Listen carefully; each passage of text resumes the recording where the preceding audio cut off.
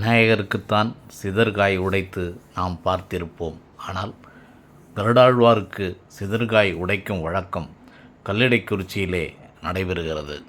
அதிலும் ஆடி மாதம் சுவாதி திருநாளின் போது கல்லிடைக்குறிச்சி ஆதிவராக பெருமாள் ஆலயத்தின் மதில் சுவரில் இருக்கும் மூல கருடனுக்கு இந்த சிதறு தேங்காய் உடைக்கும் வழக்கம் நடைபெற்று வருகிறது.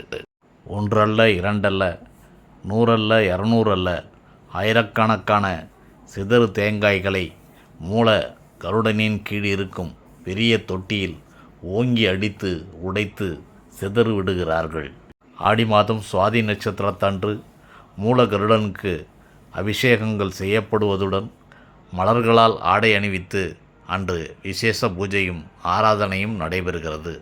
அன்றுதான் இந்த சிதறுகாய் உடைக்கும் வைபவமும் நடைபெறுகிறது.